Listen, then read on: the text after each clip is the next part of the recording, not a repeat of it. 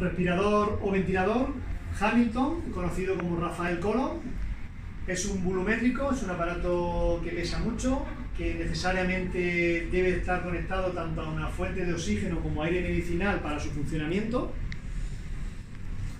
Los latiguillos los recoge el aparato en la parte posterior, este gris que corresponde al aire medicinal, el blanco al oxígeno, y en la parte interna que lleva un mezclador, también llamado blender, y a través del mezclador y en función de los parámetros que hemos establecido o que el médico ha parametrado, pues la máquina empieza a funcionar. La parte de atrás es un filtro de partículas, y este es el aparato, la tecla de conexión on-off del aparato. Ahora mismo ya le hemos dado para su conexión. Vamos a proceder, antes de verla visualizar la pantalla, al montaje correcto. Entonces, la primera puesta que tenemos en el aparato sería un filtro antibacteriano que colocaríamos en la rama inspiratoria. Y es la primera barrera de defensa que tenemos asegurado del aire que va a pasar hacia el paciente.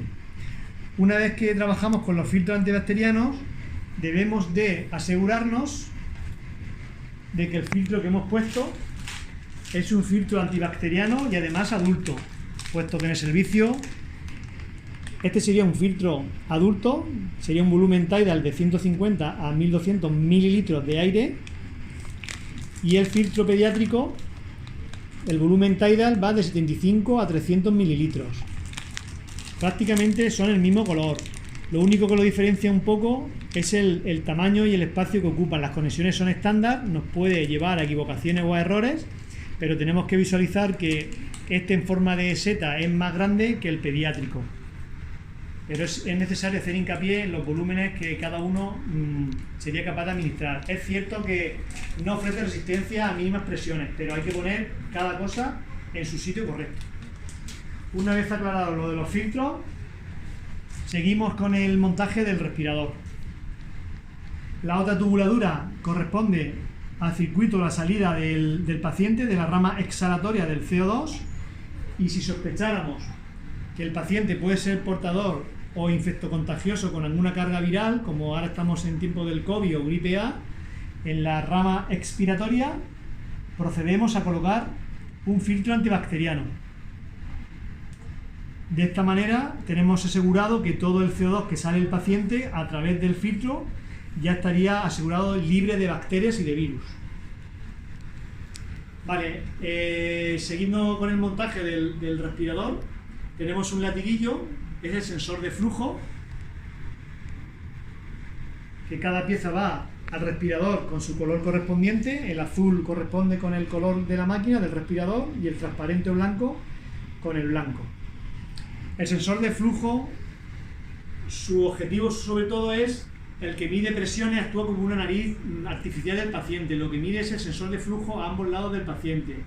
Detecta cuando hay cambios de presión, tanto cuando el paciente es capaz de activar el trigger inspiratorio, como cuando el paciente está exhalando caída de flujo, pues la membranica o la palometa que hay dentro se mueve, y en función de si es inspiración o expiración, esa información se la manda al respirador.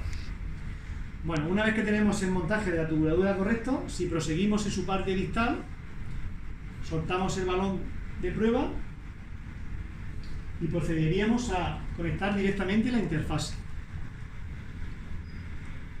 Como es doble rama, necesitamos que el circuito esté estanco.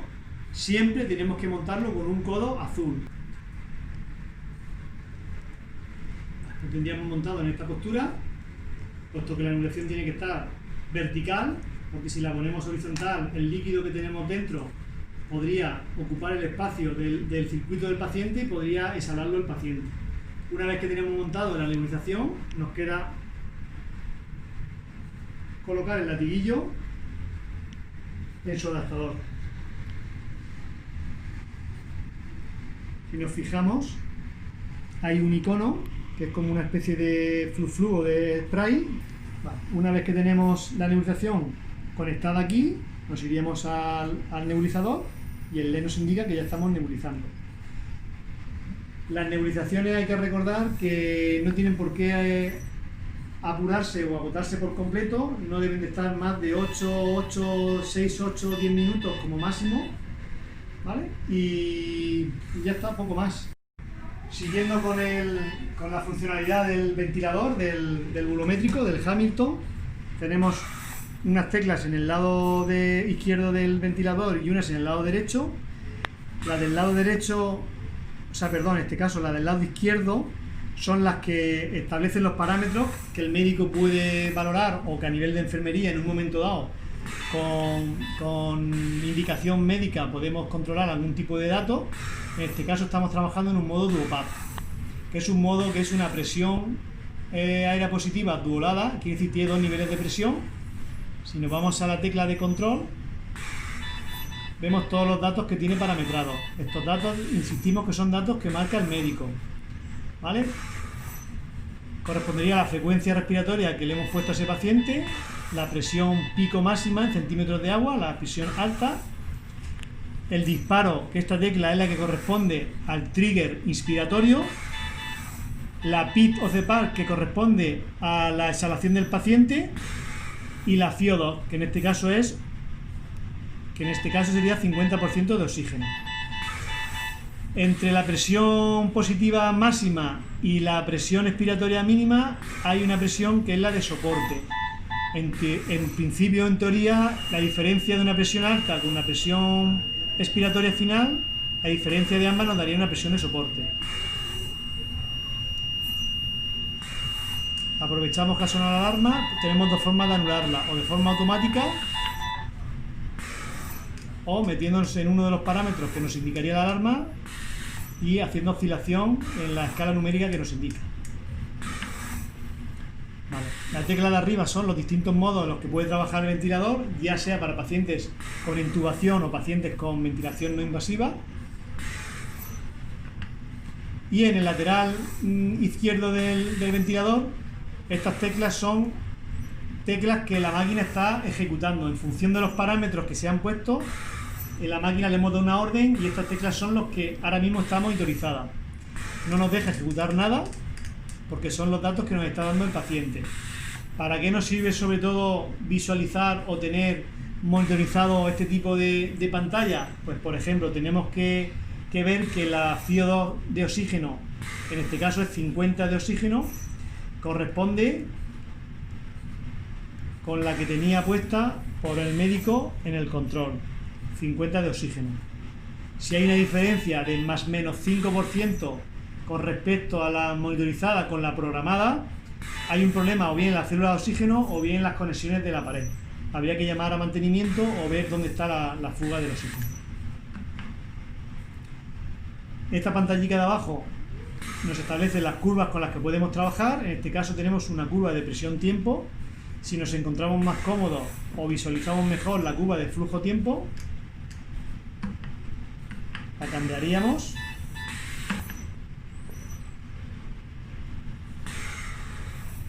Y es una curva que a partir de una línea basal, una línea de cero, todo lo que hay por encima de la línea sería o correspondería a la inspiración y todo lo que hay por debajo correspondería a la expiración.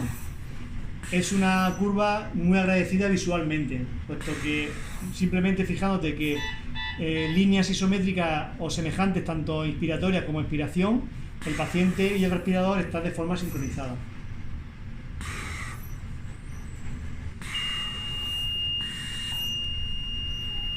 Aprovechamos la alarma, hemos dicho que en auto, y se quitan automáticamente. Vale, el nivel que tenemos de fuga, ahora mismo tenemos una fuga cero porque tenemos un balón de prueba, pero el nivel de fugas es el que tenemos que trabajar con pacientes sometidos a ventilación no invasiva. Ahora mismo que trabajamos con sospecha de pacientes infectocontagiosos, como es el caso de COVID, pues en la bibliografía y los expertos ya nos están diciendo que tenemos que trabajar con el mínimo nivel de fuga para evitar la mínima dispersión de posibles gases exhalados contaminantes por parte del paciente. La columna que tenemos en la parte inferior, o sea en la parte izquierda del respirador, corresponde a las presiones que establece por centímetros de agua. Hemos dicho que es un respirador volumétrico, quiere decirse que si trabaja por volúmenes, los volúmenes son fijos, es la variable independiente, lo que varía es la variable dependiente que son las presiones.